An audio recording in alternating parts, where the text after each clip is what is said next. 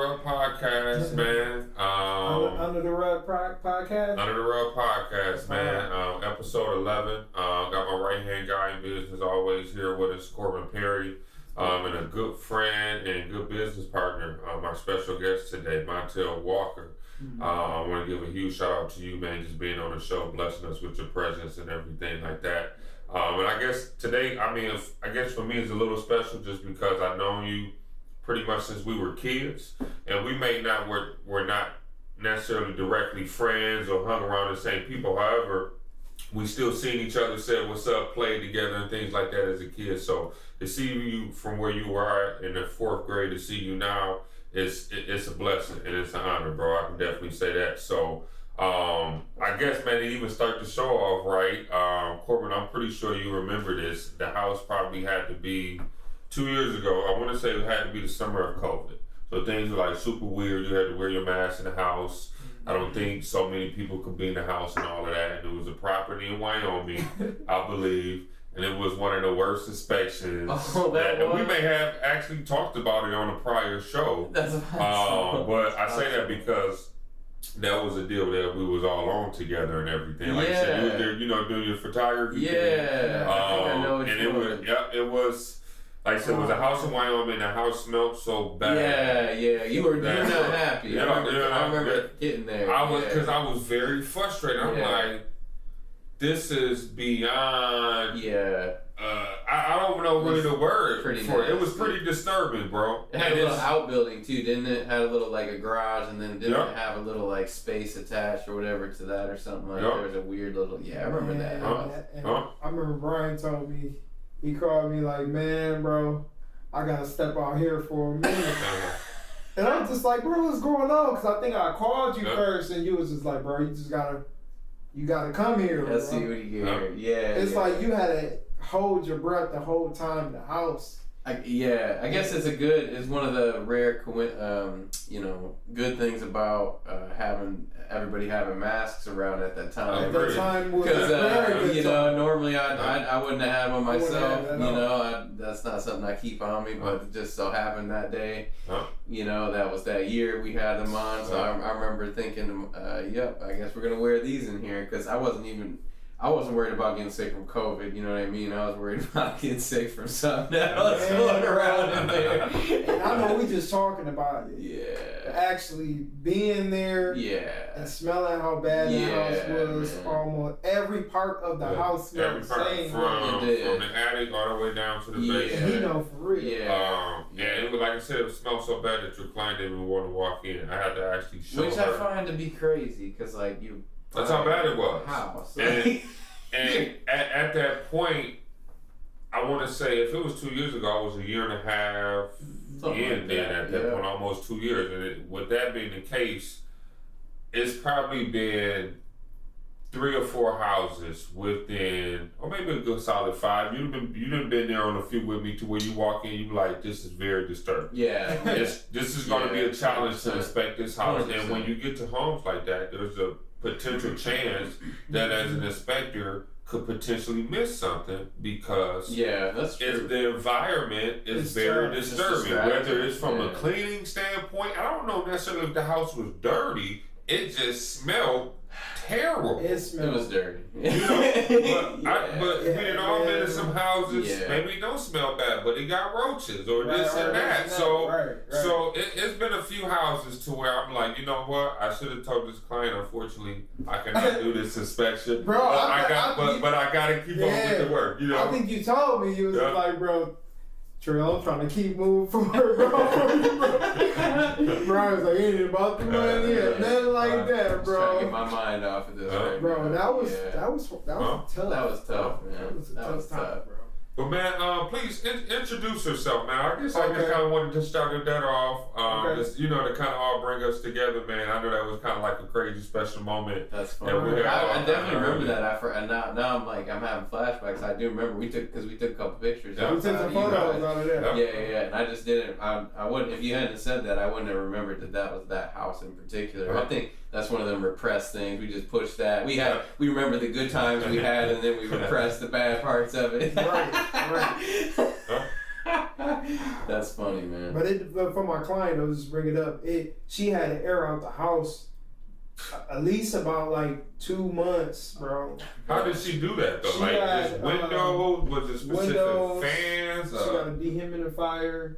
Okay. And I think she just had the windows blowing out and I feel like that wouldn't even do time. it, man. You probably would have to get the house like mitigated. I feel like I would have professionals come in for real, cause like I don't remember though the finer details, like how much carpet and everything, cause that'll always make a difference. I think it was wood. No, it was carpet. Mostly, she had carpet in the basement. She had to get all of it. there might have been some upstairs too, if I remember. In the attic, probably, yeah, because it was finished. Yeah, that's right. I think it was some up. I think the main floor was mostly vinyl and wood or whatever, but I think there was a fair bit. That's the worst because that'll stick around, you know. And then it depends on. I feel like I don't remember if that house had air conditioning, but I mean, no, it didn't have. You know, that'll the ducts. I'm sure it had heat. You know that stuff. If you don't get them cleaned out, that'll linger in there too. Then you kick the heat. That's nasty. Yeah, I'm smelling it now. Just thinking about it. That's nasty. But I guess to go and to introduce myself, you know what I'm saying. I actually as well go by my main name is Montal Walker. What like a lot of people do know me by, but I have to go by my legal name, Montal Walker, when I'm selling houses and stuff like that. So if a person may ask, man, how do you go from Montreal from Montal? Hey, my mama got my name messed all up, okay? So I just ran with it when I found out, okay? But yeah, man, I mean, I don't know what part you want me to go in as far as who just I am. Where you from? You know, okay. what exactly what you do and everything like that. All right. Well, I'm from Grand Rapids, Michigan. Born and raised on the southeast side. What I am is an entrepreneur. I say what I have became, and you know, my main focus is in real estate, trucking, entertainment, filming, music, and wear a few different big hats, man. Yeah. I know sometimes people get on camera and say a lot of stuff that they do, but you know, if you really know me, you may know I kind of do a few things, you know what I mean? But that's pretty much me, and I'm still learning as I go, and I'm trying to get better and continue, you know, seeing what God have my purpose here. Yes, you know what I mean? Yes, sir. And you all knew each other in 4th grade, is that what you said? Yeah. Correct. Yeah, it's 4th, you 3rd probably grade. used to go to Sigsbee, right? Yeah. Before it came Southeast. Wow. I didn't go to when Southeast moved to Sigsbee, I already was going to Southeast when it was on Delaware Street. Right. Mm-hmm. So I got there 3rd grade. He was in the 4th grade. He was a year ahead. Okay, that's what I was gonna ask. If you are in the same grade, okay. Yeah, that we're all about the same age though. Then yeah, about the same age. I think I'm about 2 years older than you, or a year older. Well, so the thing was, how old are you, bro? I'm 29. Well, see, I'm 28. Yeah, I'm 28. Yeah. Okay. So, all right. So Brian and I. So like he said, it was a lot of people know the school Sigsbee. That's where I went to basically all my life. And then out of nowhere, it switched to a different type of school. And it was tough school, man. We grew up in a tough neighborhood, man, and you know, with you know, kind of like the same old story with a lot of people who came from like poverty and violence and stuff like that. But I never changed the way of my childhood, how I grew up. You know what I mean? Because it kind of made me the man who I am today, and yourself as well. Yeah. You know what I mean? And I think the best part about, and I didn't know this at all, you feel what I'm saying, as coming up and doing these things, you know, you're just a poor kid, but you knew it was something about you or something that you had to do. Sure. And, you know, and you just got things going. And it gets to the point where, you know, people start to notice it and watch you. And, you know, you get people that become really influenced by it. Yeah. You know what I mean? I didn't see the crazy thing about like trying to align yourself with success. You just sitting at home reading books and studying and doing all these things. I hate to sound selfish, but you was just doing it for yourself because you're trying to get out of this or your family. Yeah. But what ended up happening is people start to gravitate to that. Yeah. People start to come up to you and tell you, like, man, I see what you're doing and stuff like that, man. You motivate me. That's like, how you do this? Yeah. You feel what I'm saying? So it became to a point where my life started to feel like it became a bigger purpose. Yes, sir. Yeah. And not saying I'm a person. Yeah. Thank you, brother. And not saying I'm a person that knows everything or, because I have always been afraid to be at the points where I can teach people things because I wasn't as confident in myself. I feel that. You feel what I'm saying? Yep. I feel that. I always felt like I ain't got the best. I can't speak not the all best the way words. at the top yet necessarily. Yeah. I'm not all the way up there. Who is though? You know what I mean? You got these uncertainties about yourself, but I struggle with that sometimes. Yeah, and I think we all got our certain struggles and stuff like that. Agree. And I think God was kind of telling me, hey man, listen, stop being afraid. Come out to teach if you can and continue to learn. Yeah, you know what I mean? It's interesting, isn't it, though, how people tend to gravitate towards things I think that most people know are good, right? Like, if you're somebody who is maybe struggles with being overweight and you see somebody lose a lot of weight, that's really inspiring because I think in the back of your mind, you know that's what you're trying to aim for and what you should aim for and what you want to aim for. And it's not always that easy, man. Building new habits.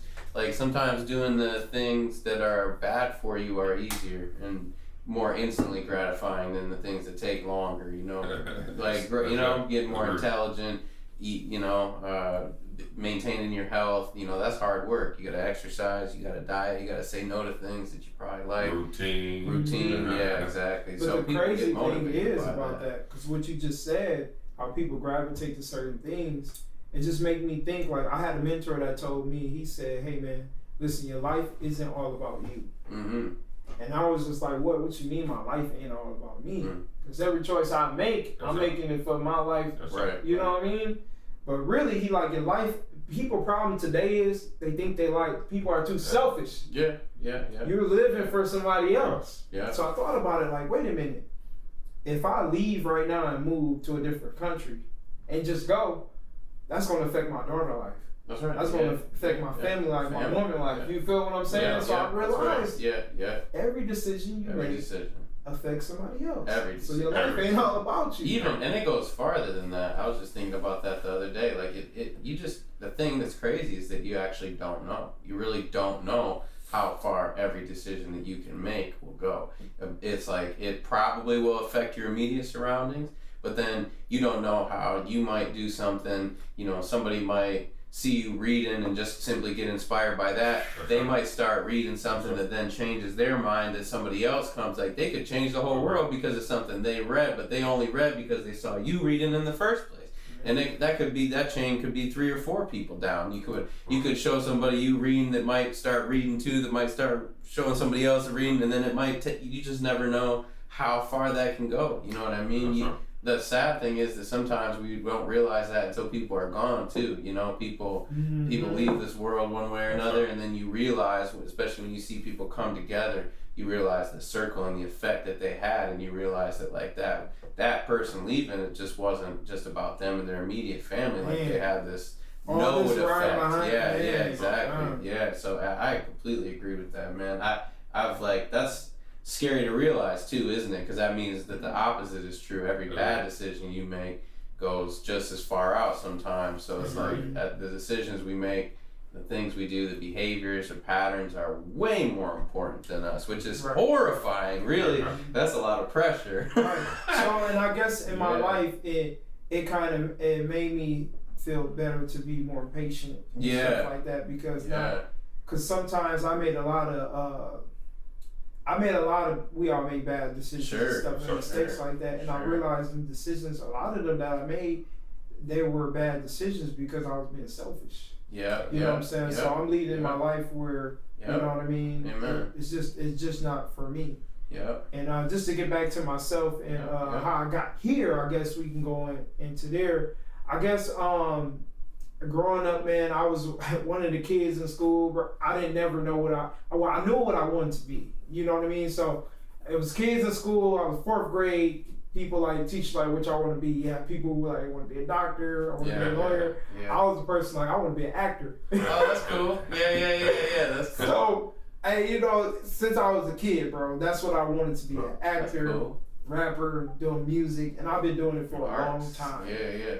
And when they got to high school and stuff like that, I guess I went to GRCC first after high school, and a lot of my friends was going to these big universities and stuff like that. And I didn't know anything about college, bro. Sure. You know what I'm saying? I never had nobody to tell me about college. You know what I mean? Yeah. And I didn't know. So all I knew was I'm about to graduate and I don't know anything going on about school. Yeah. So many of my friends going to the West. They already had it all planned out and all these big planned out. Yeah. So you know what I'm saying? My mom worked 12 hours a day, so I didn't see my mom. Then me and my dad wasn't in my life growing up as a kid. You feel what I'm saying? So are you an only child? No, I got 4 brothers. One on my mom's side and 3 on my dad's side. Okay. You know what I mean? So growing up, I'm being honest, I didn't have no role models or anything like that. So sometimes I ask myself, I don't know how I got to this point. But once I got into GRCC and I had my daughter, and after that, pretty much, man, I was doing theater in GRCC. And after that, man, I did my few years GRCC, and I went to Grand Valley State University. That's right. You know, and that's when I went there. I started to get into advertising and marketing. I majored in marketing, and I was still doing theater. You know what I'm saying? I was still doing theater. Yeah. So, man, hey, I ended up graduating. You know what I mean? And hey, and if you can just hear a part of my story right here, and you know, I ain't going too deep in what I've been through in my life, because we've all been through stuff. You know what I mean? But if you could just see from my life that anything is possible. Agreed. No matter, because in school, I always thought I had to be the smartest. I always thought I had to know the best words, and I just wasn't like the other kids because, definitely in college, you know. You were you, and you can't. I was me, yeah, I might have been the loudest guy. I might have been the guy that said, I know I wasn't the smartest guy, but I knew I had to be in the first seat next to the teacher. So you know that in college, you've been in college, people hate sitting in the front. So I was the guy that I'll walk into a new class and I'll just probably just get there, and I'll be the one that sit right in the front of the teacher. Because the teacher gets you somewhere. That gets you somewhere. I'm a perfect example for it. Because I wasn't the smartest guy. That's a strategy. And so all you people out there who don't like to sit in the front by the teacher, I'm telling you, take advantage of it. It does send a signal. It does. Because the opposite is true, right? If you somebody who the whole classroom is empty and you go to the back corner, that says something too. That says something too. A lot. Sitting in the front, right front center, that says something too. Everything. But I knew at that time, I just knew that, hey, I'm gonna need some extra help. I'm bullshitting right now in here. But I always managed to get the work done. You know what I mean? And I guess after college, once I graduated, I got a job in auditing. You know what I mean? And know shit about auditing, bro. You know, I got a degree in advertising and marketing. Yeah. So I'm like, how did I get a job in auditing? You know what I mean? And so I got everything going at the job and stuff like that. Everything was going good. The job that I finally got a job at the college. You know how that feels. You know what I mean? You know what I'm saying? It's the best thing ever. But then I realized, man, like, darn, man, I'm in debt. You know what I mean? Like, I'm in like thousands of dollars in debt. So I'm just like, when I finally sit down, bro, and because I'm a numbers guy. I'm a Capricorn. You know what I mean? So I started to go into the numbers and realize, hey, man, this some years, this ain't gonna get me where I need to be. I'm stuck. College got me. Slave. We all got dupes, man. Hey, now listen, I'm not trying to throw no weight. Nothing for nobody from college. Before I continue on with that story, I'm gonna stop and say about college. I think, my opinion, I think everyone should still go to school, but you don't have to go to school to be successful. That's true. Because self-education is the best education. Agreed. But I think it's certain things you should go to school for, such as like being a doctor, being a lawyer. For sure. Things of that nature where you know that you're going to help out a lot of people and you're going to get a good job. I think it's all about probably thinking about how many people you can affect. I mean, you can help. Yeah. And that your job can be effective in that world. That's true. But I think it's just as good as going to school just to get a license. Yeah, to be no a contractor, a trade. You know what I mean? It's all sorts of things. Structure, you know? Yeah, ain't nothing wrong with it. You know what I mean? You can be just successful in that nature. That's true. But back to my story. When I figured out like this isn't going to work, so why I was still kind of working the job, I always knew that I had to start a business because I had a mentor when I was finishing college. One of my mentors telling me like, "Hey man, you got to start a business. Only way you're gonna get yourself where you need to be." I'm like, man, start a business, man. I ain't starting no business, man. I don't know nothing about business, man. I'm not doing it. You know what I mean? But he always told me the best way to get yourself ahead is start a business. Agreed. So while I was in my job, I knew whatever I needed to do is it dealt with vehicles. It dealt with trucks.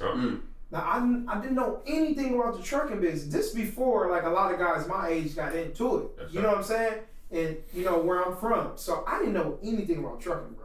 All I know, I seen these trucks driving around, these cargo vans, and I know they had to get somewhere. So I just started doing my research, man, and next minute you know, while I was at my job, while I was on the computer at work, I started a whole trucking business. So I had a driver. I ended up finding a driver, get this guy to run for me, and I'm going to just keep my job, right? So tell me why a week before the route was about to start, the guy quits on me. Oh, yeah. He yeah. Man, he cut me off, man. He was gonna be my driver and everything, man. So I'm going crazy. I'm like, damn, what I'm gonna do, man? I just started this business, paid all this money to get something started, got the truck, and I had to quit the job that I was at, that I worked so hard to get to school. And once that happened, I realized that from that moment there, that nobody's gonna treat your business as good as you treat it. That's true. Nobody. No matter what business you work. No, that's true. You know what I'm saying? Yeah. And I learned from right there. And after that, I started this journey on kind of where I'm at right now. Yeah. So as I was in trucking, I was actually driving my truck. So I started off driving. You like, son of a bitch. You gotta do the leg work now. Yeah, I did. I had to do the leg work. Yeah. It ain't no way if you don't do the leg work. You know what I mean? Yeah. So I got into doing the leg work, doing the deliveries and stuff, and understanding the trucking business. And listen, hey, I lost thousands of dollars, man. I made a lot of mistakes. Yeah. And I ask people to always try to, learn from others before you start a trucking business or work for a bigger company.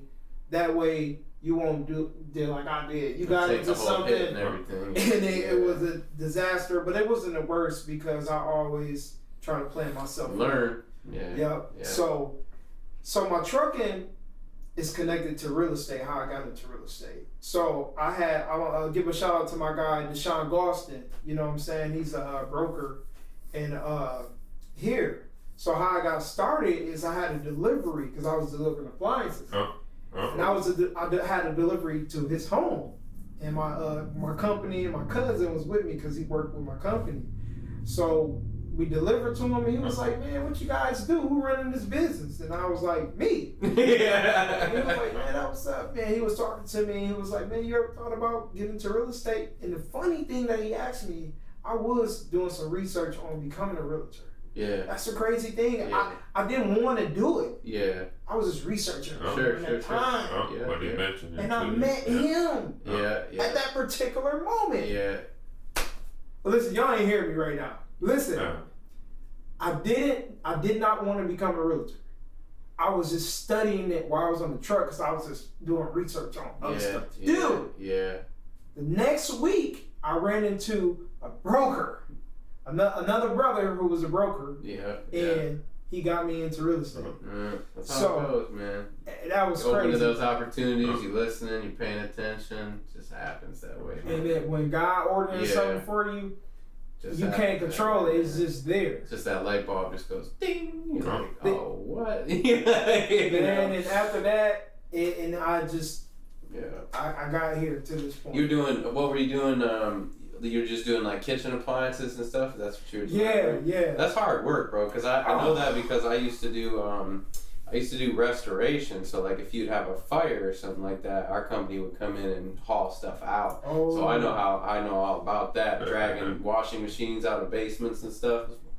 Heavy, you a real bro. man. They are heavy, bro. Any man that lift washers, dryers, refrigerators, stoves, been through do it, that bro. work, Been through it. You're a real man. Yeah, been through it, bro. It takes I had no idea, you know what I mean? It's funny too, because a dryer, dryer's a whole other story. 9 times out of 10, that thing is like, you can almost lift it yourself. You have to go to that washing machine. And that washer, it's a difference. Oh my god. It's like a refrigerator, bro. Oh my god, the refrigerators are the worst too. So shout out to the guys who's doing that work. Especially them double door, like the French. French my god. Like a single refrigerator would be like a blessing, like just a straight up. Just a straight up one of them little in. freezers or something like that. But one of those double doors, man, I can't tell you how many times we had to take the damn thing apart, but believe it or not, it's a technique. And you understand the technique like I do. Yeah. So you already know how it works. It's a lot of work, man. It is a lot of work, man. I learned a lot from it.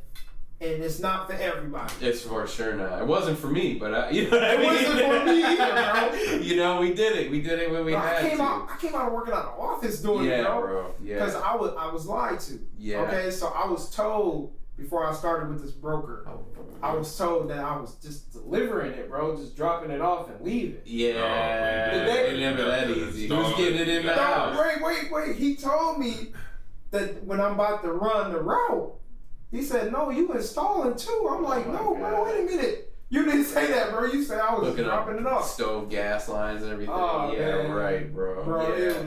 I know. I was too. I got into this restoration. See, I'm a computer guy, I'm a technology guy, So that's always been my thing. They kind of got me because this company was like, well, we do restoration, but we do electronics, Because I'm like, oh, okay, right, electronics. So I'm thinking, you know what I mean? And so and he's like, oh, well, technically it's anything with a cord, And I'm like, oh, okay, well that makes sense. And I'm like, wait a minute, refrigerator has a cord, you know what I mean? Right. All of a sudden tell me why we're, wrestling and shit. Right, and like, this is not what I signed up for. But the crazy thing is, you guys, you walk past appliances every day. That's right, yeah. They're so important. Yeah, you don't think nothing about it. No. You don't think nothing about how to hook up a washer. Till one goes out on you or you have something happen. Yeah, absolutely. Man. But it was a great experience. That's the truth. Right now, I have about 4 straight trucks right now. Oh wow! That's and we do expedited and 2 of the other trucks right now. We still doing the appliance thing right now. So nice. You not doing it, right? I'm not doing that right now, but I'll still get out there. Sometimes you got to. Sometimes you gotta get your feet dirty, man. Yeah, you gotta show you guys you still can do it. Yeah, that's right. That's right. And like Brian, like when you get your stuff, you already know when you get your business growing to it is growing, but when you get it to the point where you just managing it, now you got your guys, they're gonna always respect you.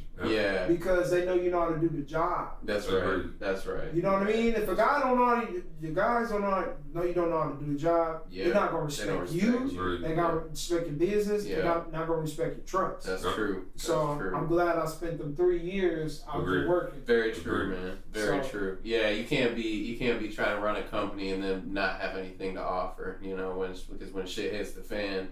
And then they see that you don't know any better. They run into a situation and you run around like a chicken. Yeah, you run around like a chicken with his head cut off. Then all of a sudden it clicks for them. They're like, oh, he doesn't know shit. Man. We're screwed if we ever run into this. And then then it just falls apart from there. Then when you say hit the fan, because that is like so. When you say that, man, that I really felt that because I had situations where I'm up 3 o'clock in the morning, 4 o'clock in the morning, out still working, bro. Like, I even had issues where my first time driving, I hit a bridge. Oh my God. You feel what I'm saying? Like, no. I had drivers who got into a big accident. Both of these guys, imagine both of these guys in the hospital beds laying out and their families Oh my God. And you there on the phone with your insurance company. Oh my God. And you realize your insurance company isn't trying to cover you because they said his truck was insured. You know what I mean? Like, I've been through it. And if it went from my email to prove that the truck was insured, I would have been like hundreds of thousands of dollars in debt. You know what I mean? Oh wow. From that. Terrible situation. Terrible situation. Like I said, man, everything. That's the risk in running a business. That's man. the risk in running a business. People don't understand a lot of times where the hell the reward comes from. The reward comes from the risk. I mean, people that get like an attitude about how, how some business owners end up very wealthy. It's like, but you don't understand how quick and how easy they could lose that, because there's so much risk involved with running a business. It's not like it's just all flowers and daisies. Like, and that's why they give you 5 years. For every business, they give you 5 years to know if that business is gonna last. Yeah, that's for sure. And it's a lot of hard work. So I commend you guys. And it never stops. The work never. It never stops. Never ever stops. You get that feeling in your heart, like, man, it's still going. Yeah. As soon as you get one thing figured out, something else comes that you got to figure out. I was just talking to my boss about this last week. We went on that little retreat, and so I got to meet some of the people that I'm working with. Everything we were talking about how sometimes when things are going too good, you're just like, when's the shoe gonna fall? Oh my goodness, Like, bro. you just everything be too good for a week or two, bro, and you're just like, man. What is about to happen? Yep. You know what I mean? Cause I think that is when something is about to happen. It is, man. It is. It is. Because there's never a time where things just are too good. Everything's going good, but too good. Something is coming. Because nothing's ever. That just isn't life, man. That's just not life. It'd be great if we could, have.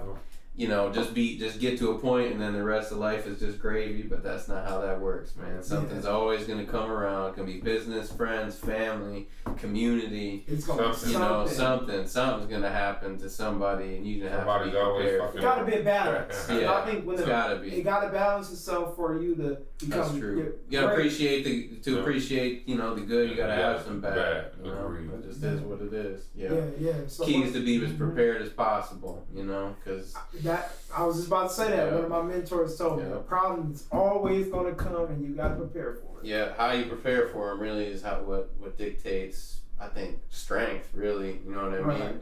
Because you get complacent or you get an attitude about shit like that, or you just kind of try to pretend like that kind of stuff's not going to happen. Then when it does happen, and it will happen, then you just fall apart, Mm-hmm. You want to be a reliable person. So it's all about how you get yourself back up. You want to be someone people can look to when stuff like that happens. Right. You know what I mean? Because most people do fall apart when things get bad. So it's good to have somebody in the room that can, everybody can look at. Now, I must say, do. And being an entrepreneur is not for everyone. Definitely not. It's not for, and it's okay if you're not one. No, we couldn't all be entrepreneurs. We couldn't the world always. wouldn't work that way. The world can work that way. Some people are meant to be. Some people are meant to be the boss. Yeah, some people are meant to help build something. Yeah, that's for sure. You know what I mean? That's and I think when we reach in a society where people think if a person work a job, that's not good and stuff like that. Right. You know what I'm saying? Because you're nothing without people who actually is working in business. That's right. Yeah. They can't exist without each other. Somebody's got to provide the jobs, and somebody's got to work. Somebody got to build it. You know what I'm saying? That's just how it goes. That's true. So I'm just letting everyone know, if you work in a job every day, it's providing for your family. Yeah. It's helping you pay your bills. It's helping you get by. Or if you got something on the side that's supporting. Yeah, because I couldn't, without my job, without working, I couldn't do what I'm doing here. I couldn't start my businesses. And no, this about to be crazy. I used to work at McDonald's, bro. When I was 16. I worked from 16 until I was 19, I believe. That's a good run. And I learned a lot at McDonald's. Believe it or not. I see your cousin earlier at McDonald's, bro. Yeah. Javante out there. Everybody should have. Yeah, he had been there for 10 years. Holy shit, that's too much. And he was like the manager and all of that, bro. That was my first time seeing Javante since, I would say probably, bro, since we hooped. And that was sophomore year, bro. That was my last time seeing Javante. So it was refreshing. It was refreshing seeing him, bro. Because as a kid, he was always a cool dude and vice versa.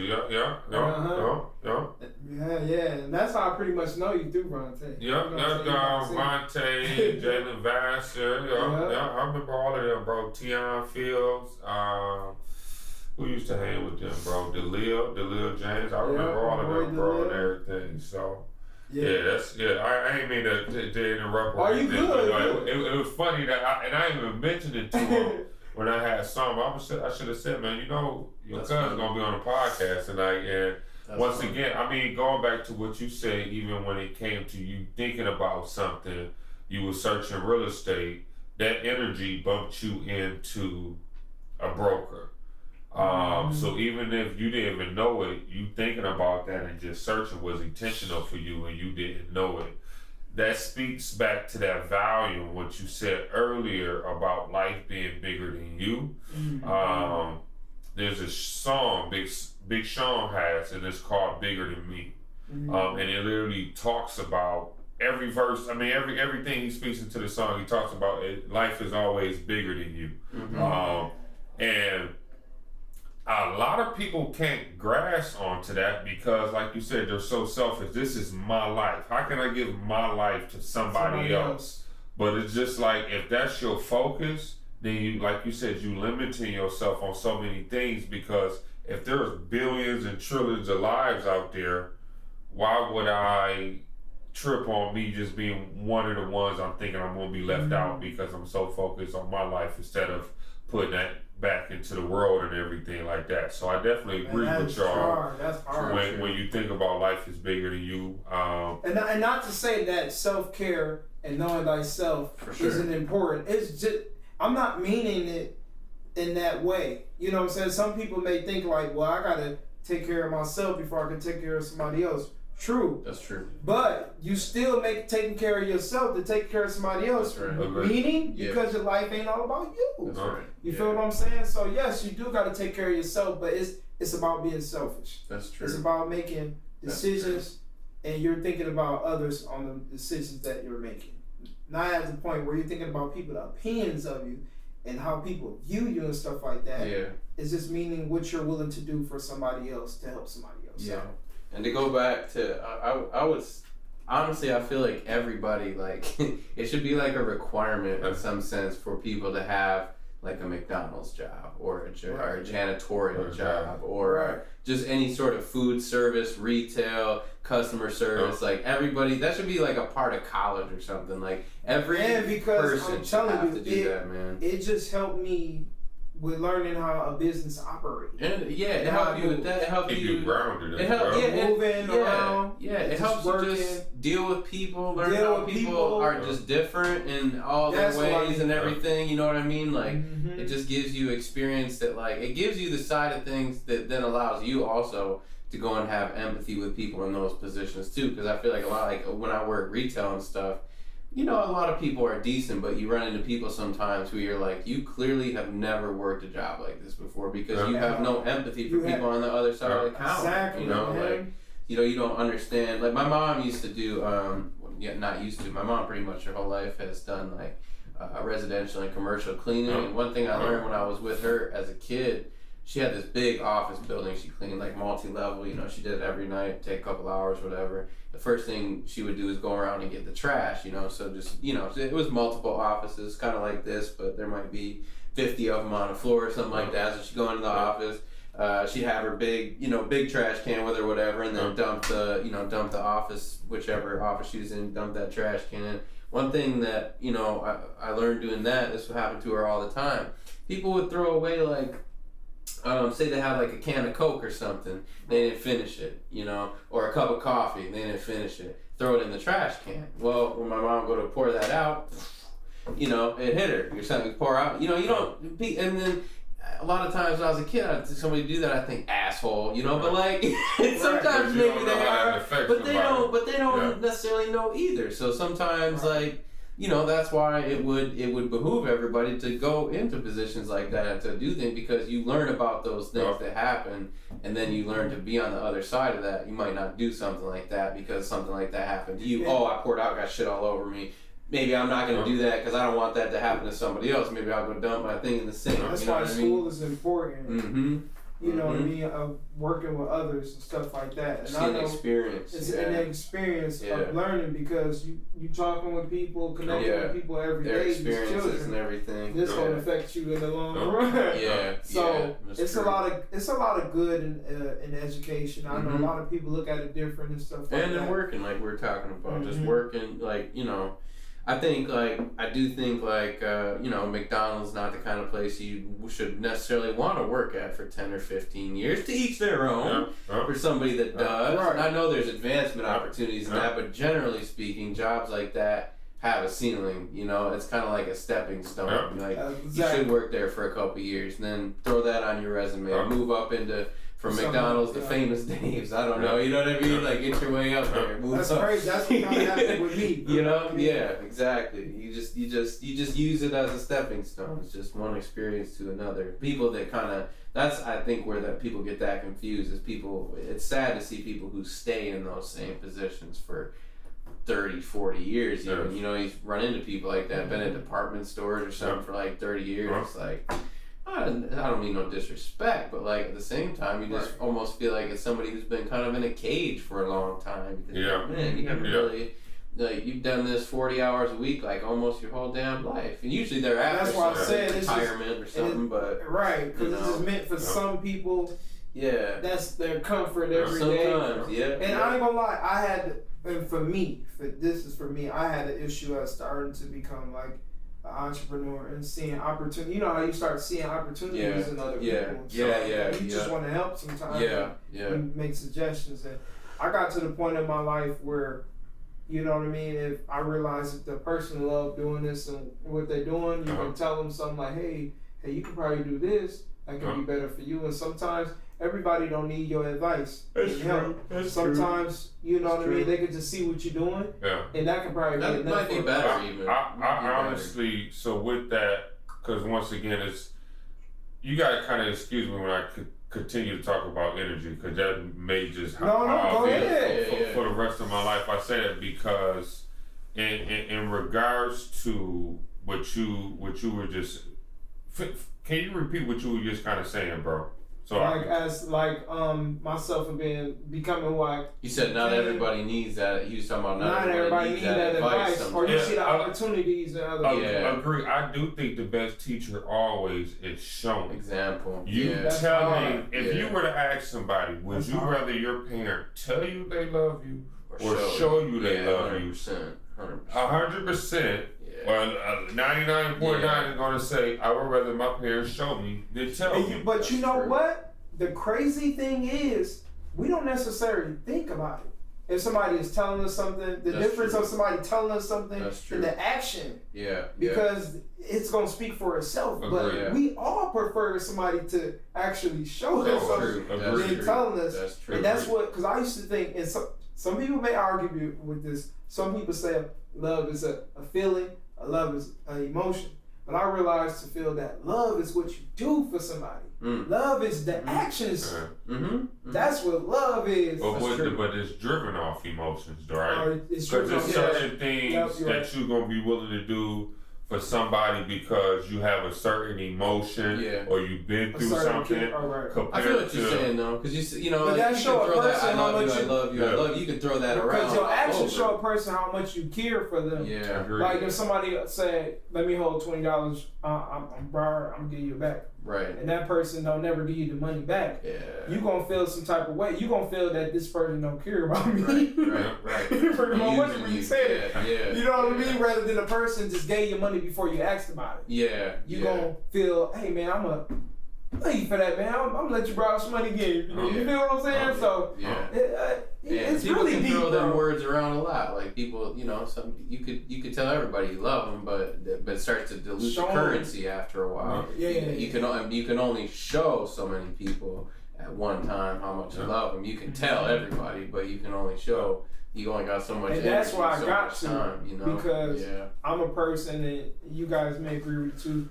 just people, you like to help other people. For sure. And you know what I mean? And you go through a learning stage where you sometimes you have to back off and accept people. You gotta control that. You gotta control. I want to help. I had to, because I want to control everything, and I had to realize I had to let go of things I can't control. The only thing I control is me. So that's me, is just learning. Once I learned that, my life became better. You can't fix everything. Can't fix everybody. You will never be able. Some people just need time, and that example thing is really key. I think. But people when you do that, see it. Right, because I got people that I love in my life. Their life is a lot different from mine, but I want them to let them know my life is no better than yours. Right. I still go through things too. I'm still dealing with this thing we call life. But my rewards may be bigger than yours because my sacrifices are different. My day-to-day routine, and you have to be humble and aware as a human being that we're both going to the gym every day. But you're working a little bit harder, you're stretching a little bit better, and guess what? When we leave the damn gym, you eating better. I can't expect to have the same reward as you. That's for sure. And that's a small percentage of people that can think like that, to be like, I can't do what you can do because I don't want to do that. Real people understand that, but for the most part, you have people that be like, no, you think you're better than me. No. You know my reward is gonna be a little bit bigger, not because I'm better, but because my decision making is different. And that's something. That's big, and that's something that people downfought some people on, because, like you said, you got those that's willing to be like, you know what? That's who in the NBA. They knew who Kobe was. Kobe was the guy. He gonna be in the gym at 4:00 in the morning, and everybody else gonna be there at 8. You know what I'm saying? You're gonna get different results. You know what I'm saying? And everything like that. But then you got those people who might somewhat envy it because they feel like, I wish I could do that, but can't face the fact that either that you can if you want to, either you decide, you know what, I'm gonna allow you to have that, and I'm gonna have what I want. And I 100% agree. And that's why I still say, but I still accept you for who you are. I'm no better. I'm no better than you. I'm just trying to strive for myself and my family and my legacy. And that's it. It's where you put your values. That's what it is. You know what I'm saying? You can only put so much. You know, there are some amazing people out there, but even the most amazing people, you can only put all your energy, or that much energy. Like Kobe could only be Kobe at so many things. You know what I mean? It's not. You can't necessarily, like, nobody's a god. You can't just be like that at everything. 'Cause you only got so much time and energy. So, but realize that envy and hate is still gonna come. It's gonna come regardless.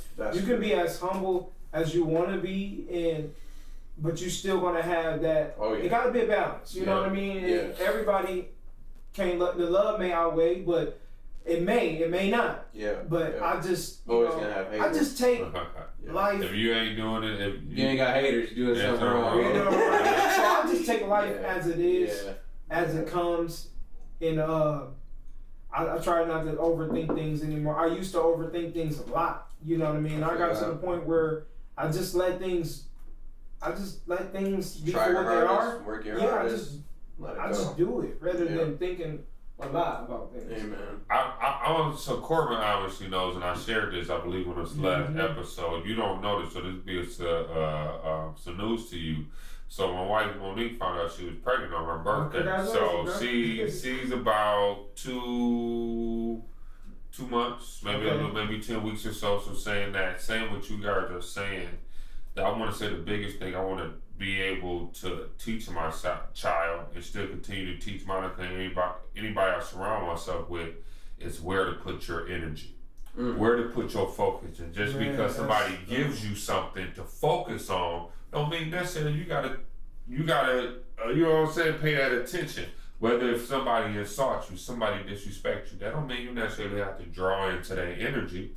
You know what I'm saying, and everything like that. I want to say that's probably the one thing everybody in this world needs to know, because these days it's so many distractions. If that's the case, you're gonna have excuses for your rest of your damn life, because it's only going to be more distractions with social media, with lifestyles, with this and that. And you have to focus on it's yourself. the hardest it's ever been now. You have to focus on yourself. You truly have to focus on yourself, and you truly have to be intentional where you put in your energy, because if not, whatever you going to reciprocate is, whatever you put out is what you're going to reciprocate and give and get back. That's from a mental standpoint, what you put in your body, what you watch, how you think, how you breathe, all of these different things. But like I said, all that go down to being, like I said, back to my thought, like what you said earlier about things being bigger than you, you know what I'm saying, and everything. But I guess I just kind of wanted to throw that. And to add to that too, like for myself, like and other people can use a strategy. I believe it can help out a lot of people. Like when you get frustrated about stuff, you're always gonna get mad. You're human. Your emotions are always gonna change. I learned when I get upset about something, when I really get upset about something, I learned to put that energy towards something else. Yeah. 100%. As far as, man, I'm about to go work even harder now. Yeah. Once you do that, see, I'm gonna tell you the truth. This is how I became where I'm at. This is off anger. You feel what I'm saying? This is all of big moments that I had in my life that caused me to be down, and I learned to channel that energy into reading more, working out more, starting up something, coming better at something. And that's if I can give any advice to people out here, learn to use your energy into something else rather than doing something that's gonna risk your life. Yeah. You know what I mean? Those easier things you were talking about, like those instant gratification. It can be easier to get angry and then resentful and then do something stupid. And retaliate. It's hard to be angry and then channel that into something positive, because for some reason when you're angry, you just want to break shit. You know what I mean? Yeah, exactly. You're not clearly thinking. I'm gonna lie. When I watched The Last Stand with Last Dance, with Michael Jordan, that's what he was doing, bro. Yeah. If you really pay attention to that man, every time he got mad, he went in the gym on the court. Especially after his father died. Oh man, bro. He put that, I feel like, all into the game. Man. And I feel like you had to, because I mean that's healthy. What's unhealthy is for you to sit in your room, lock doors, eating or something. That's man. You know. And it take a long time to train yourself to get to that, because you want to be pissed off and wreck some stuff. But if you can go, okay, I'm about to go even harder. And what you got mad at, they ain't got nothing to do with your dreams or nothing like that. But you just brought it, you channeled it over here, and I'm gonna just continue to run it up. You know what I mean? So that's very good. Definitely. I used to struggle with that. Like, I try to never make decisions from a place of anger. Ooh, that's a good one. Because I just know, I mean, some people could, people are different. Some people could be better at it than others, but, I feel like when I was getting into my late teens or whatever, maybe early 20s, I just realized, like, man, when I'm angry, I'm a different person, and I want to eliminate that as much as possible, because I don't even like the person I can be when I get angry like that, And so to channel it into something positive is definitely best, and to just not make any decisions from that, just to cool off before, really, because just like everything's different when you're angry. You're just thinking different. You're just thinking different. You ain't in your right mind. And you gotta tell yourself, you gotta stop. No. You gotta stop and realize, like, listen, you gotta talk to yourself. You think to yourself like you Superman, you're ready to go blow some shit up. We actually had this funny, quick kind of related story. Like, we live in, you've seen the house in Sparta. We live in Sparta. We're renting right now, and we got like this. I think a few of the houses on our streets, probably duplexes, fourplexes, whatever. Ours actually 4, so it's like a pretty big house that was split into 4 apartments. And I think our neighbors own their house. I think maybe the same next to us. So immediate neighbors, I think, own the house. So, because there's a lot of renters at our place, we don't necessarily have a garage. Like, some of us park on the street, some of us park. We got like a little carport situation in the back, but it can be crowded. So some people park on the street, some people park back there. So sometimes me or Savannah will park like in front of, sometimes we end up right in front of the house, but our neighbor also parked there. So sometimes we end up in the spot maybe in front of the neighbor's house or whatever, which we've lived here for 4 years. So we've been doing this for a long time. Nothing changed, but like, I guess the neighbor's daughter must be probably in her late teens or something. She finally got a vehicle or whatever. So she got a vehicle. She decided, whatever. She want to go park out front. No problem. The thing is, it's a public road. Nobody owns the street. Nobody owns the street. It just is the street. It is owned by the city. That's how that works. You don't have any rights once it gets outside of your yard. Agreed. But anyway, she, it kind of is so that, like, our house has a larger spot. Theirs is a little smaller. You know how that kind of works out sometimes. It just depends on the parcel or whatever. So sometimes, like I said, we'll end up parking kind of not so much in front of ours, but maybe in front of theirs or whatever. Their daughter gets a car or whatever. She has a boyfriend that routinely comes over. That's been the case forever. We noticed like a few months ago when she got this car, all of a sudden, she's getting real close to Savannah's bumper. So Savannah will park there. She'll come and back in, and I'm talking like this close. Savannah can't move. I'm talking like she can move, but she's got to back out or whatever. And it's just so close that you think one of two things. Either one, she's just a teenage girl, and she just whatever, it's just how she's driving. But then two, the first thing I thought is like, is that a passive aggressive thing? Are we gonna have a problem because you know what I mean? It's like she's getting awfully close, and I'm like, I know this vehicle doesn't. Nobody likes when somebody parks super close because it can fuck up. I'm like, okay, so that's the first thing I thought. But we're like, and I pointed out to Savannah, I'm like, do you notice that? She's like, yeah. I'm like, all right, well, no, whatever. Nobody ever said anything. It's been months since she got this car.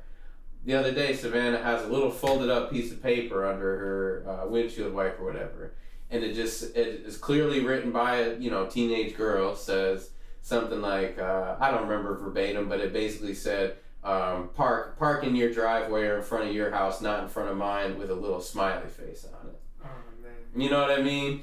And so immediately, and Savannah just sends me a picture with that and like one of them emojis that's like censored cussing, whatever. And we're going back and forth, and like I'm angry, right? Because I just feel that I know that they've been parking close, and I had already had in my mind, I'm like, they're probably doing that to be passive aggressive. And then she puts that note there, and it's the little smiley face at the end, which is probably kind of sarcastic, kind of passive aggressive. Bullshit. So Savannah and I are both just like, what are we gonna do? You know what I mean? We're angry, so we're going. We're like, what should we write on there? What are we gonna, should we? Probably like an hour or two, we're going back and forth, and then the next day she's like, so what should we do? I'm like, just chill. She's like, what? I'm like, but I had a day. I'm like, calm down. I'm like, you know what? Whatever they got going on, I'm sure they got other things going on. We got other things going on. We live next to these people. We want to start a little war over this little stupid. That you know what I mean? That's self-reflection. Yeah.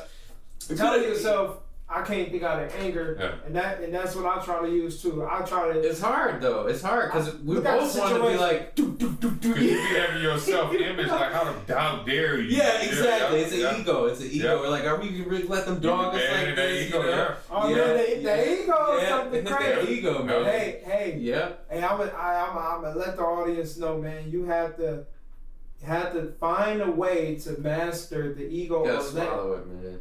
Let go of the ego. Once you let go of that human ego, gotta swallow it. I think you're gonna be better off. It's like a self-image in your head. Yeah. And it's your own personal thoughts sometimes can fuck you up because you thinking, and what you thinking for one possibly may not be true.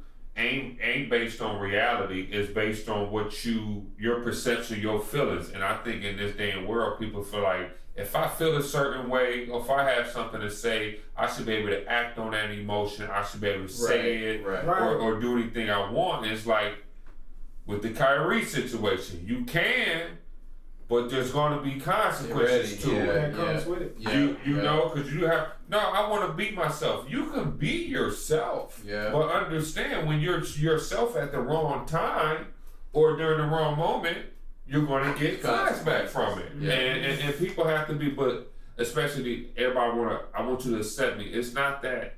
First thing first, life ain't about people accepting you. Nope. It ain't about people liking you. Life is all about respecting people. Yeah. Man. That's true. Say that again, brother. It's not about people accepting you. It's not about people liking you. It's about people respecting you. If a human being doesn't like me, but they respect me, I would never know if that human being doesn't like me or not. And guess what? I don't care. If people gonna hate that, I'll say this. This is why social media is destroying 100% our society. 100% agree. Yeah. From what you just said. 100% agree. Yeah. From It's like people have from to what you like just me. said, People I ain't have gotta to accept explain me. it. Yeah. People have to like me. People have to accept me. Yeah. And if not, I'm gonna be mad, or somebody, I'm gonna hurt something, or I'm gonna do something bad. No, you gotta earn that. That's how it's always been. That's how it's always been. Listen, I'm gonna tell y'all, if I had my way, man, and everybody may be different. If I was a president, or if I was able to control social media, I would delete it. I'll get rid I'll of be it. on some China shit. I'll be shutting it down. I will shut it down. I'll shut it down. I pull the Because plug, we don't man. need it. If you think about it,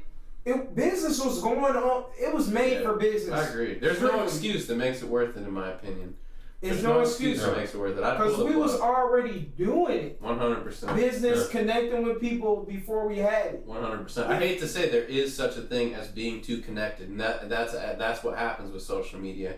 Like, this is gonna sound like almost like, I don't know, like xenophobic for lack of a better word, but like there's a reason that communities are communities, and when you take the whole world and try to make it a community, there's too much. There's too much diversity. Too many personalities. It's too much. It's too much. Too fast. Saying, you know. I think even if they turn it off for 1 year. Yeah. Turn it off for 1 year. That's $1 billion business. Yeah. They're not gonna do it. Yeah, they're not gonna, but even if they did. And open it back up the next year or ban it, man. Yeah. Even if they just turned it off for 1 year and see the results of the world, man. 100%. You gonna see cousins. Be like coming out after a nuke. Everybody be looking around like, hello? You know? People coming outside. And the world was like that 10 Not too long ago. 10 years ago. Not too long ago. Right. I remember in high school, I mean, once again, when we was in high school, I don't think we necessarily had those thoughts and stuff. No, this whole year later, it's about, right. But that was more so for social reasons. Yeah. Trying to chat with girls, catch up with friends, but it yeah. wasn't based on perception and image. And Yeah. Now social media is not social media. Yeah. It's not no It's more. perception media. It's Yeah. an egocentric type of. It's reaction media. It's like engagement media, fight media, man. I'm 100%. Yeah. Like I'm real big on personal choice. I'm real big on small government. I don't like government getting in our shit with almost anything. But honest to God, it's like that is a complete. If they can do that. Yeah, it's a contradiction for me. But I would still say. I would hate for it to be the government that has to do it, but if there was some way, I would say pull the plug. Just get rid of it. I just feel like it became became a disease, bro. It is. I think it is. And I think we're only getting started on how bad it is, to be honest with you. Yeah, I think it's like we're just getting to a point. It's only a few years in, pretty much. Oh, you know, and like I said, some people may look at it different and say like, "Hey, that was the best thing for me." I'm sure, but for every one person who is the best thing, there's 100 people who it's the worst. Agreed. Man, you know, I think that's the unfortunate side effect of it. That's usually the thing I hear. If we were to just single out TikTok, people always like, "Oh, well, I learned good things on TikTok." It's like you might, but while you're learning one or two good things, the algorithm is serving people. You know, it's a drug. It is an absolute drug. Whatever, it will find what you like. It will serve it to you nonstop, and it will just allow you to drain your energy completely into it. And that is a drug, man. There's no difference between that. Wow. When you explain it like taking that. a hit of cocaine, you know what I mean? Like just again and again and again and drug, again, all day, every day, and it just changes your brain chemistry. But like people just finding little ways to justify, you know, oh well, it's only a half hour. Oh well, I learned things when I'm on there. I'm like, I'm sure you do. Yeah, you know. Yeah, and like I said, I'm not judging people, but no, me for neither. myself, but I try my best to. I'm trying my best to stay off the social media 100%, platforms. 100%. See, with me, I try to use it for what it was used for. Yeah. You know what I mean? You use the computer, you use the internet, but you don't let it use you. We used to be able to just like use it too to connect.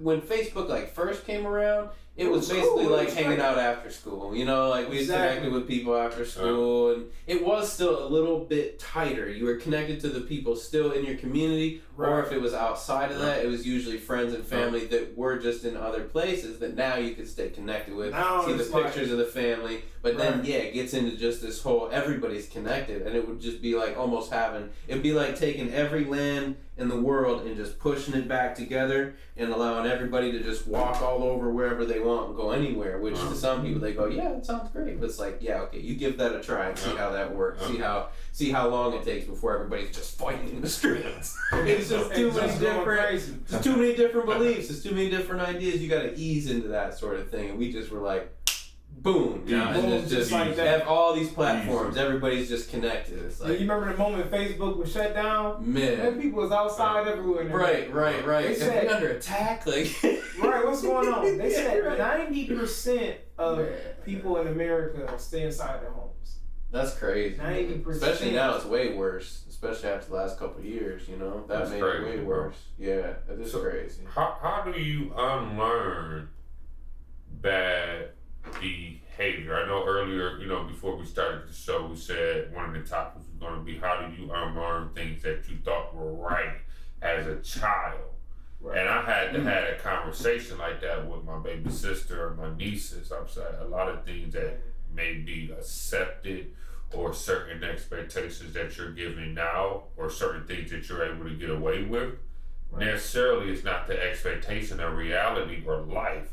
You're just put in this situation to think that it's okay, but it's not. And when a person is given something, I mean, hell, it's going to be their nature to think that it's okay. You know what I'm saying? And different things like that. So, how as coming from, and I say this because I think something that we all somewhat have in common is that we somewhat all have to teach ourselves what a man looks like. Sure. What a man is, because we necessarily did not have that male impact. And now we may have uncles, grandpas, cousins, and all of this. Right. But we talking about somebody that was at home with our moms on a regular basis, calling us where we at, and everything like that. So as that, we got to teach ourselves. What Courtney just said, he had to teach himself how to deal with an emotion, not to go off this anger thing, or I gotta go back at this lady. He had to teach himself that. So how do you, or just in general, I mean, this is just like a general question to everybody, how do you teach yourself the things that you thought was right? Because in our community, anger is good. Anger is good. You know what I'm saying? Fighting is good, but when you get like, I don't know about that. Right. You know what I'm saying? So how do you unlearn those certain things? Well, I'll say for myself, for me, I grew up in one of the toughest parts in our city, and for some reason, I always knew in myself something that wasn't right. Yes, sir. You know what I mean? I see like people in the street and the hood get picked on or something like that. I'd be like, we had a person or something like that. I always been that person that just knew for some reason what was wrong and what is right. I don't know how. I just always knew. But I guess just the I don't know, man, because you'll see some people doing something really bad and stuff like that, and you'll just thinking like, why y'all doing that? That don't make sense. But I guess how I learned is just from, I can say from experience, because most times you don't really know things until you actually get into the experience. And just growing up and seeing like people who grew up with each other for years, best friends, in the streets and stuff like that, and you start seeing these guys rob each other, kill each other, and things of that nature. And I always learn from watching what I seen other people do, and you know what I'm saying, other people's lives. And I always just learn from another man's mistake. I don't want to put myself in that situation, but I have always made mistakes in my life, and I say I just learn because to stop thinking about myself and stop being selfish about certain things, or I don't want to place myself here. I don't know, just trying to think out the outcome of something. You know, you choose this path, this is gonna happen, and you choose this way. Everybody got to choose a path. You're gonna choose the path good, or you're gonna choose of evil. You know what I mean? And I guess I just always just try to figure out I follow my intention. You know, they say your stomach is your second brain or first brain. So I've been a person, I was just always so like, it don't feel right. So, but it's true, man. And I kind of just learned, and I've been through a lot of tough times, and I've seen a lot of tough things in my life, you know what I mean? And I may not look at it though, look how I'm dressed and stuff like that, but I've seen shootings, murders, raids, I mean, not to glorify none of that, because I know a lot of people like to glorify that and stuff like that.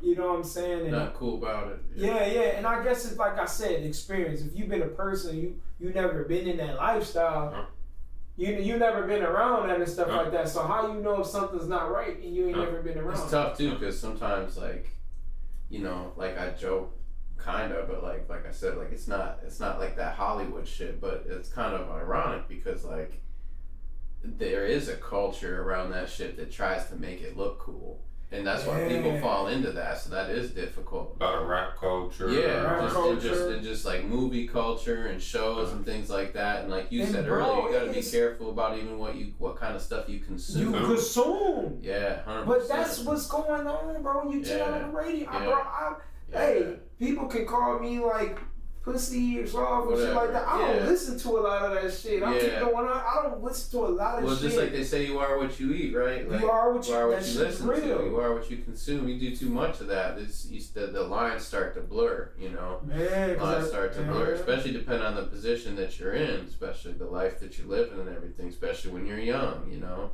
So, Brian, to even touch on that, even to bring music into play. Yeah. Because music has a major influence off of the decisions a person makes. 100%. You feel what I'm saying?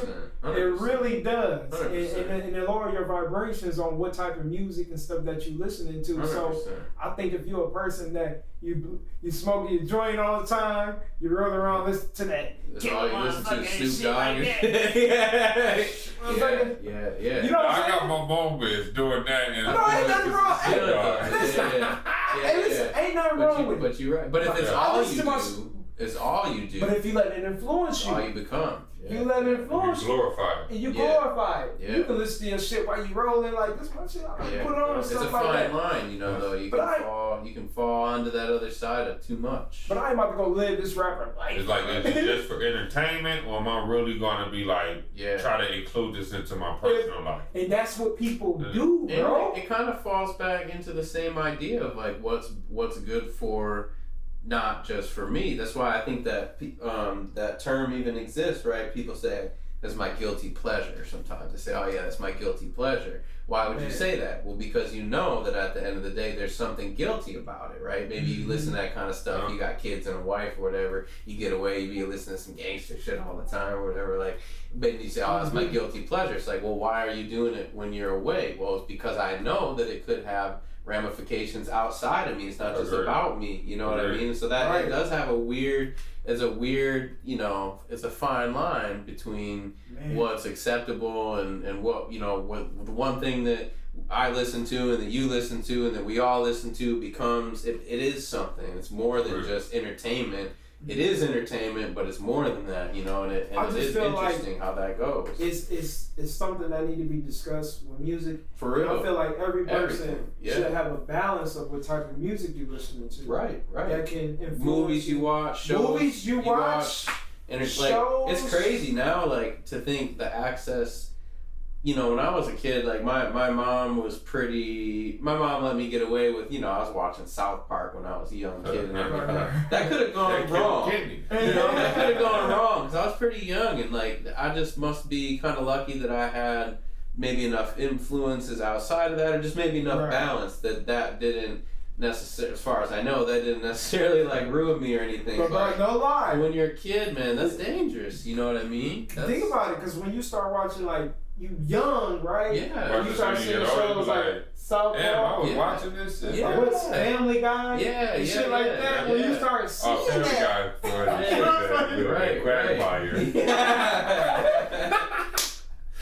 Oh man, I totally almost forgot about Family Guy, bro, because I have not seen that show in years. But I'm saying, like, being young, you started seeing shit like that on TV and shit like that. That shit.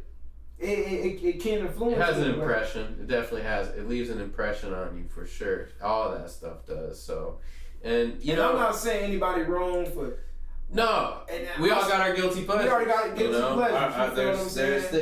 Nobody's perfect, but it is funny how, and I do think like I'm not nowadays I'm surrounded by a lot more people who certainly are religious, both through my friend circle, my job now. I work for a Christian-based company, so I'm very surrounded by people who I do think that religion does and will continue to play into that, because it is interesting people who are really practice religion, and I mean like maybe people who are like devout Catholics or Christians, things like that. They do tend to look at those certain things, certain forms of entertainment. You hear sometimes anywhere from like they're like, I just keep it out of my life, all the way down to the extreme of people who are like, that shit is satanic. Which you hear and go, well, I don't know about that. That seems like a little bit of an extreme. Right. But the more you think about it and you listen to those people and you try to understand where they're coming from, it does actually make sense, because their idea is, if we all agreed, every one of us, to not have that guilty pleasure, then what would it do for the society? So it's an individual choice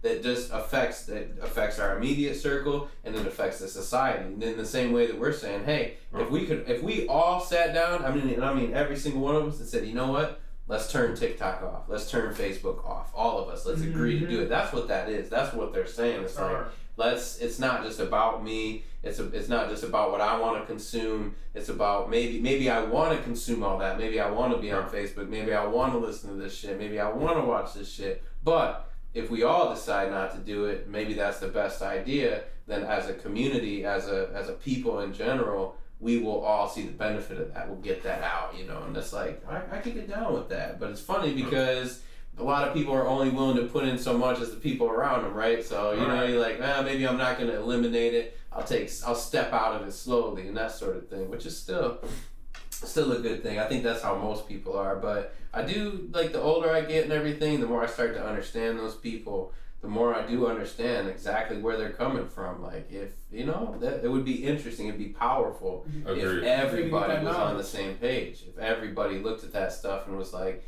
maybe it'd be better if we just lightened it up a little bit. Maybe it'd be better if we didn't talk about robbing banks. Maybe it'd be better if we didn't talk about doing drugs all the time. All that kind of stuff. And like, we all agreed to that, and held each other accountable. I think that's what a lot of religion and small communities and church and all that used to do for people. And then come back every week and say, remember what we talked about last week? We're going to keep that shit out, right? It was like, yeah, cool, yeah, we're going to keep it out.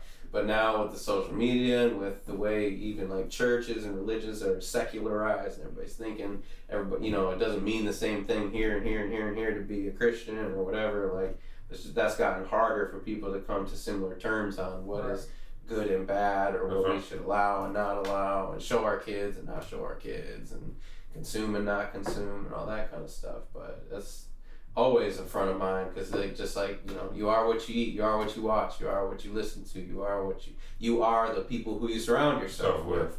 That's for damn sure. We all know that, because I'm sure every one of us has had some dirtball friends at some point. You know what I mean? Right. And what's that saying? They say your network is your net worth. Yeah, that's so for sure. Too. That's 100% true. That's 100% true. Connecting is so important. If you're in a shitty place in life, the best thing to look at is who are you surrounding yourself with, because chances are you're surrounding yourself with other people who are at shitty places in their life right now. And that sucks, because sometimes people bond by being in circles of friends who are all having a shitty time. Like, you're not shit, I'm not shit. Yeah. Then you kind of you bond on that. Let's all be shitheads, do stupid stuff. Oh, you're an asshole, I'm an asshole, let's be an asshole together. Yeah, that's a hard thing to climb up out of, because then you got to go and find, because then oftentimes what happens is you got to go to a group of people and be, in some sense, the lowest common denominator, the person who's looking up at everybody in the group, as opposed to people in the bottom groups who are always kind of looking down on each other,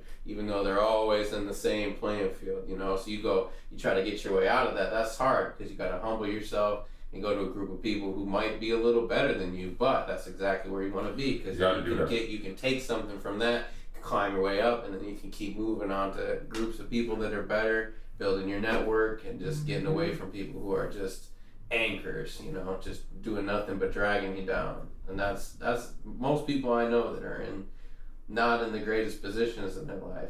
Their circles aren't good, man. They're just not surrounding themselves with people. Sometimes it's family. That's tragic when you got people who have family that are like that. That I know I know plenty of people like that. That's very hard. That's tough. I have a lot of sympathy for that. That's hard because you don't ever want to think that kind of way about like I get the hell away from my family. That sucks. Because based on the world, say family is everything.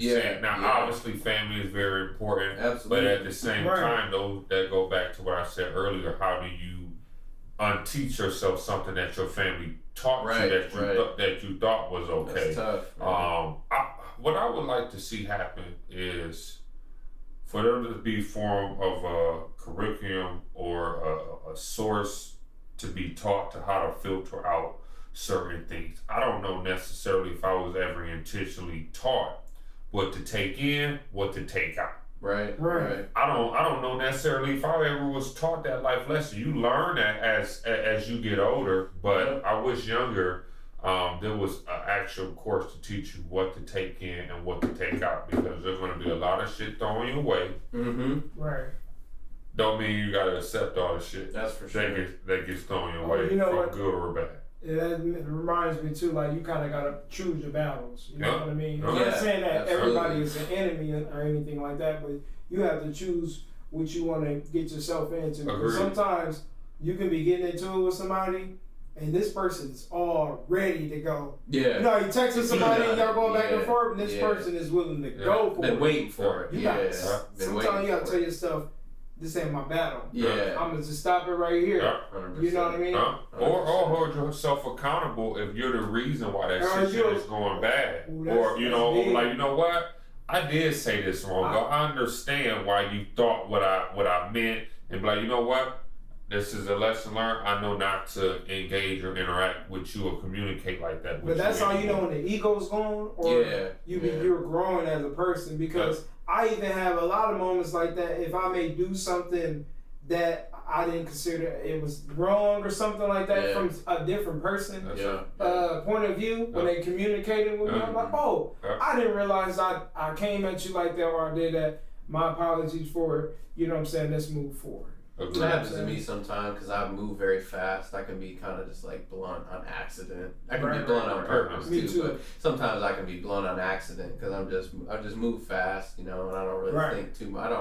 I don't really try to go out of my way to, especially the older I get. I'm not really trying to sugarcoat shit because I'm a person. I like to get straight to the point. Me too. Yeah, I like to get straight to the point. I don't like walking around the point because it just. But some people are like that. Sometimes you got put a little sugar on it. They put so many things in front of what they're trying to say. Hey, that's how some people communicate. Yeah, that's for sure. That's for sure. Not everybody's like us. Right. Yeah. As we get closer to wrapping up and kind of ending with the show, typically at the beginning we somewhat set goals. But like I said, obviously the conversation today went a little different, which is perfectly fine. I think we touched based upon a lot of topics that hopefully a lot of our viewers, that's entrepreneurs, that's just day-to-day people, hopefully this, not necessarily advice, but just general conversation saying, hey, we all struggle and deal with a lot of the same things. So, everything ain't always, and I just want to say this because everything ain't always perfect. No. Everything is always going good. Because you know how you get a person or you see a person that if they post something all the time, they doing good and this is going on. That's the problem with that stuff. You see all the good moments. You see all the good moments, but it's almost like, because I may be one of those people, and I don't.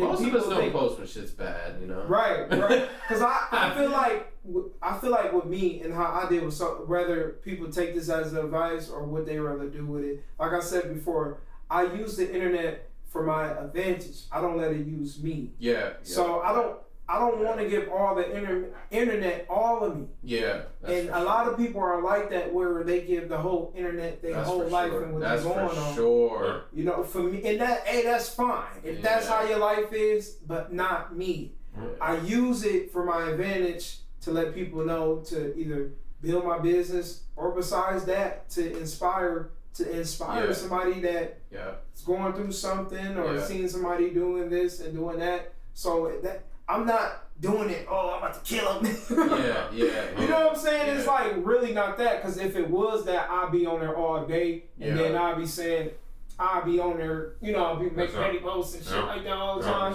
If you really pay attention, when I post, I post and probably won't post again for like 2 weeks. Same. You know what I'm saying? Yeah. And not saying I'm doing this to be better. It's just for my health. Yeah, it's just for myself. It's a healthy balance. Absolutely. You know what I'm saying? So I definitely want to make sure I say that. But life isn't easy. You know what I'm saying? It's still a lot of ups and downs. Yeah. You know what I mean? And I don't never want to come out and say like it's all smiles and everything is all good. No, in fact, I think generally speaking, that is the great illusion of social media, man. I just know. Yeah. I was thinking about this a few weeks ago because I don't want to name names or give even any leads, but what I'll say is that, like, you know, I was out with a group of people who I see fairly regularly, and everybody's kind of drinking, talking, having a good time, and I just know because every time I do get on social media, I see these people posting and everything is good. But what I'm hearing at the table is the complete opposite. I'm hearing about divorces. You know, I'm thinking, I just saw y'all posting a picture last week.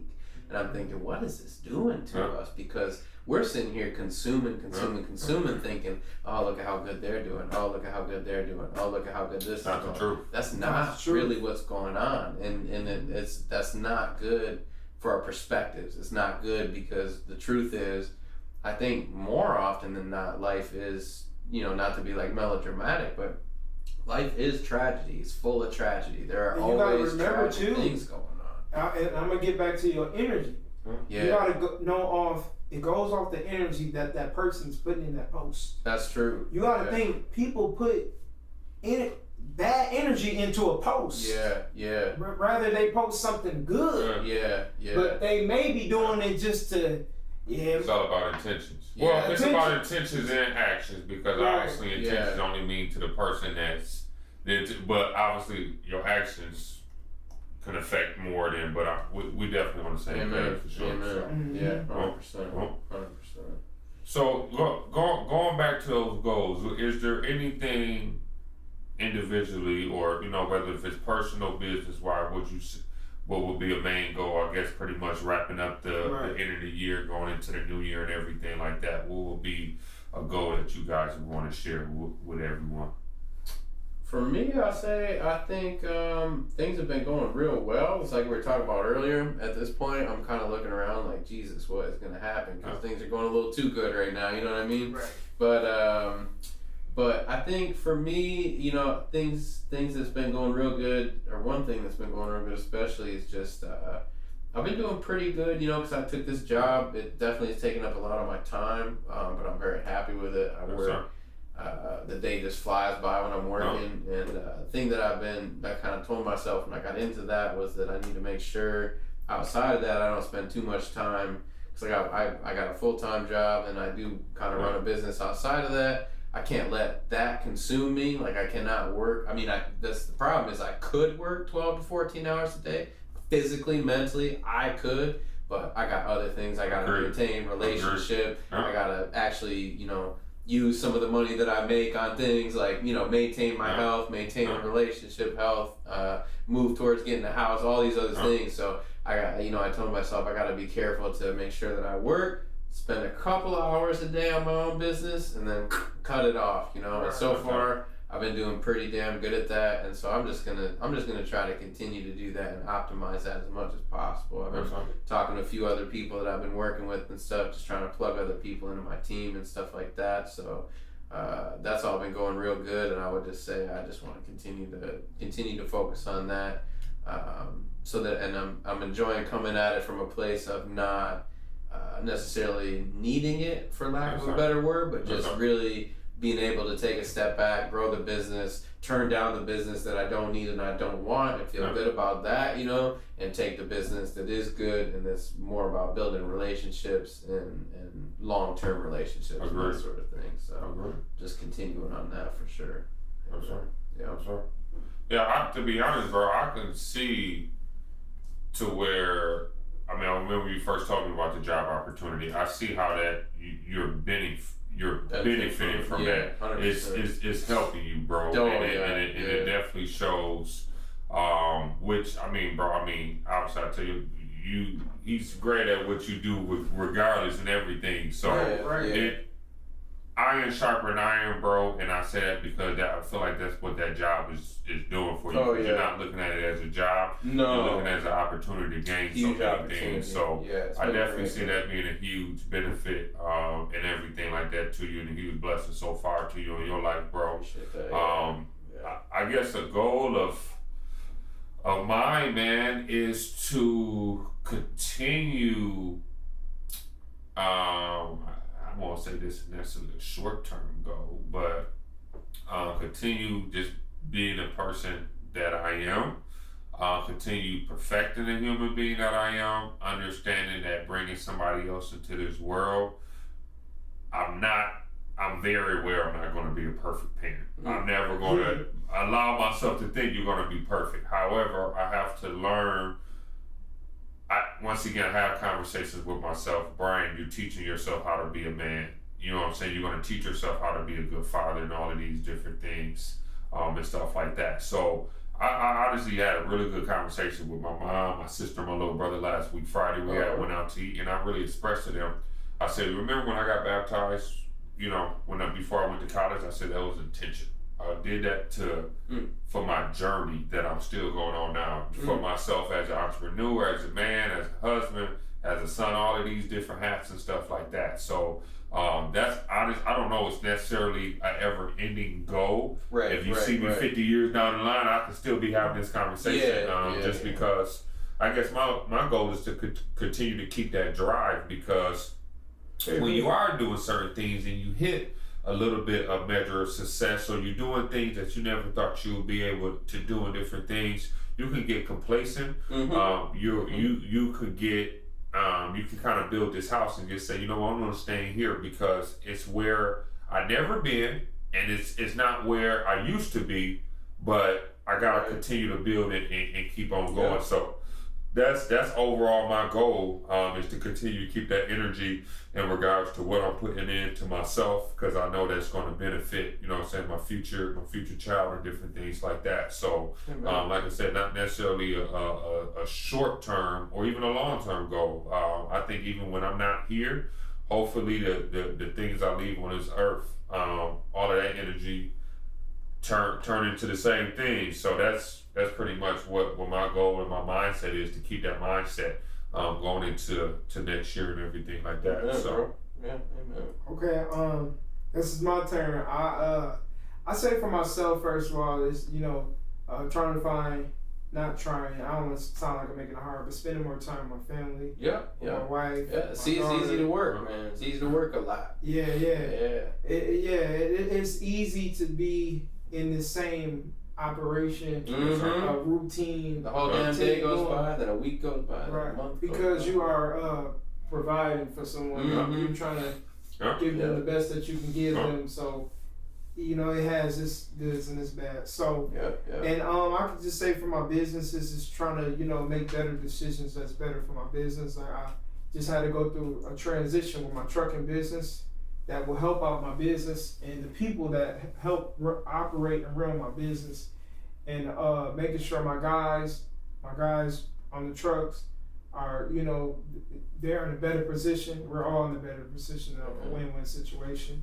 And as far as real estate, pushing myself into becoming a real estate investor, you know what I mean, is really the main goal. And still pushing as a realtor, but more I want to see myself in a light of being more of an investor. And just with my other business, I didn't say this at all, but I did do a movie. Leo, I forgot to say this, but I am. That's what I was saying. That earlier I was saying he was being like super. I'm like, bro, he's a director. I mean, you're an actor. I mean, you're a producer. You rap. You're a realtor, you're a dad, you're a husband.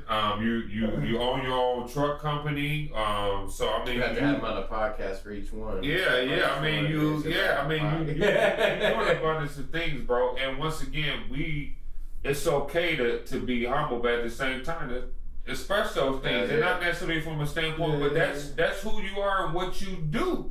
You know what I'm saying? Somebody work at, Walmart. What do you do? Work at Walmart. What do you do? I'm a director. How much time you got? Right.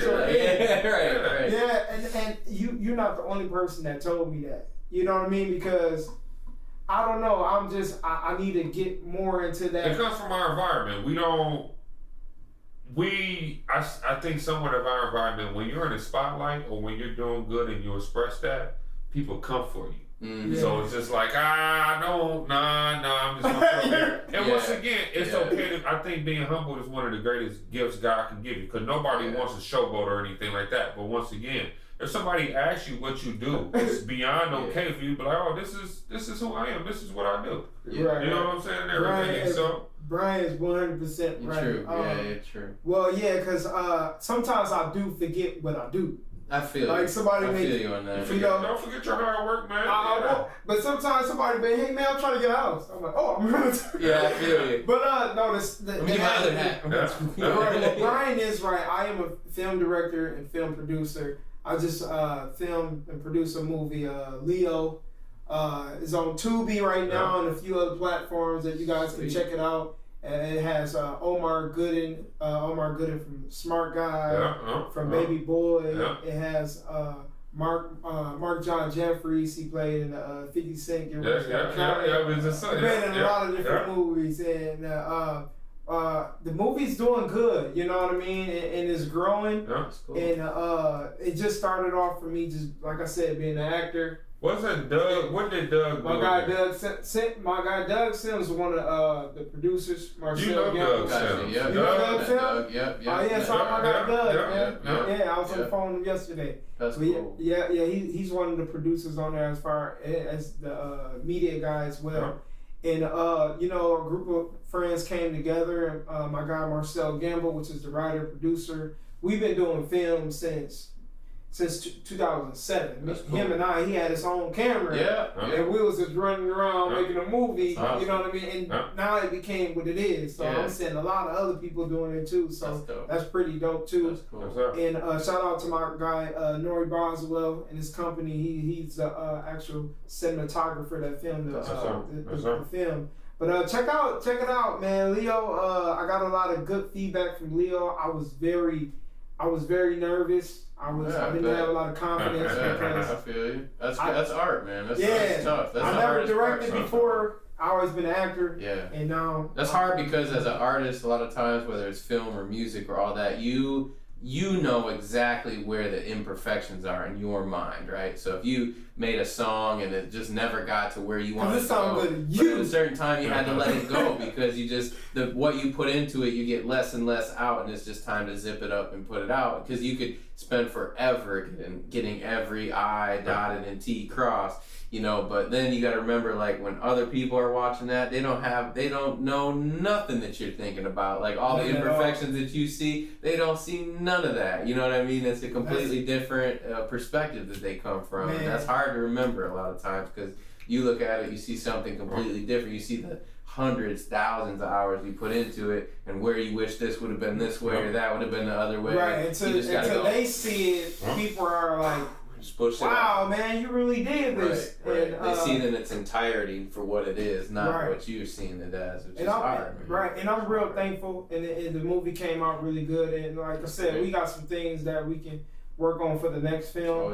And I want to let people know when the next film is coming out, you know what I mean? And we looking for this film to be bigger than Leo, with bigger actors. And I'm saying, hey, I'm going to shoot it out there for people to come and audition. Amen. When I say it, don't wait till the last minute. It's always people like, man, you hit me up on audition.